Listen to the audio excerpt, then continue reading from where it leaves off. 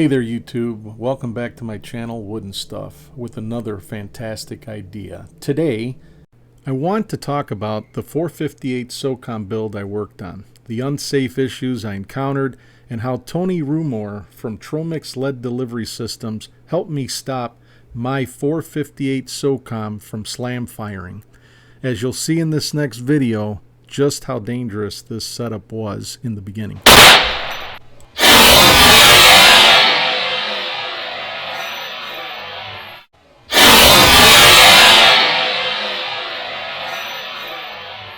Hey, just a quick heads up before we dive in. If you haven't already, please consider liking and subscribing to my channel and help me get to 1,000 subscribers. Also, I've included links to all the products and tools featured in this video in the description below. Check them out if you're interested, and hey, thanks in advance for all your support.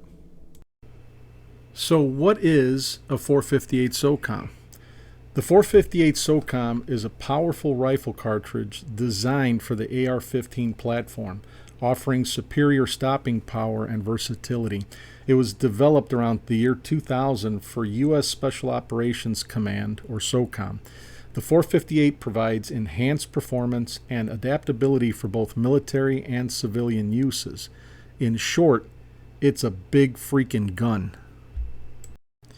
So I decided to build a 458 SOCOM in a short-barreled rifle configuration, and of course I followed all NFA regulations, including the registration and the required tax stamp. Since the barrel on my build is only 10.5 inches and it utilizes a pistol gas configuration, and because of the fact that I intend to shoot only when it's suppressed, I focused my efforts to reduce gas blowback so it doesn't go in my face, and to manage recoil because it kicks like a freaking mule. Just check out my shoulder here in the picture. So let me tell you about the build itself and the components that I used to build it.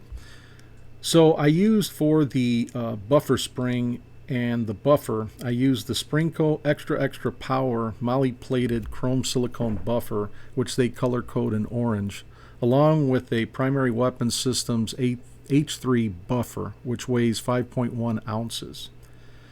For the receiver, I used the Wilson Combat 458 upper receiver. And for the bolt carrier group, I chose FailZero, and I changed out their bolt for a Tromix bolt, along with an enhanced bolt ejector spring that I got from Sprinco, USA. For the charging handle, I used a Radian SD charging handle that's made for suppressors. And for the barrel, I used a Faxon Duty Series 10.5 inch with a pistol gas length setup.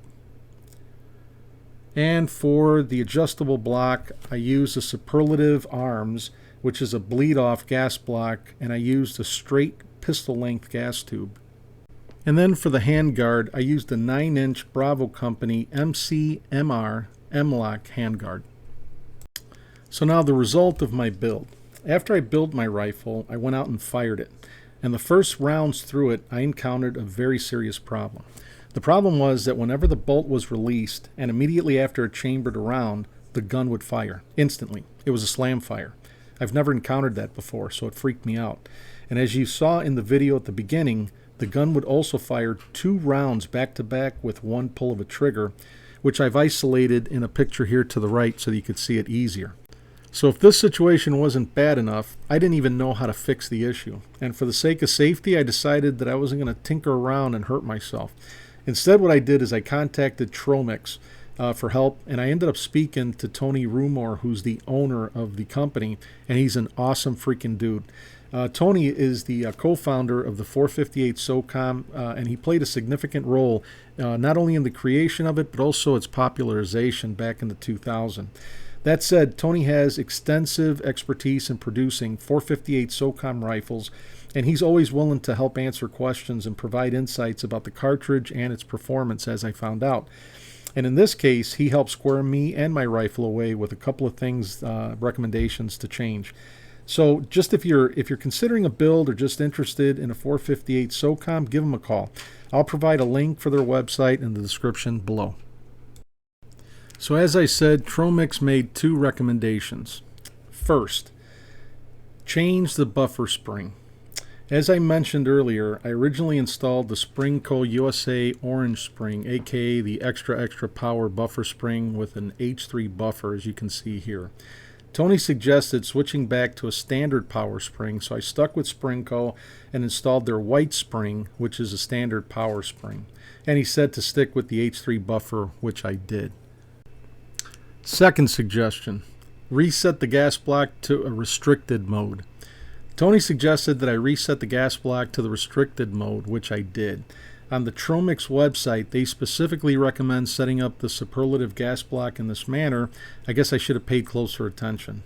Superlative provides very specific instructions on how to do this, and if you're interested in a detailed process for adjusting gas blocks in general, Classic Firearms channel has a great video where they go into great depth on how to do it. I'll put a link in the description below, as they did a really good job. So I made the changes, and guess what happened? Drum roll, please.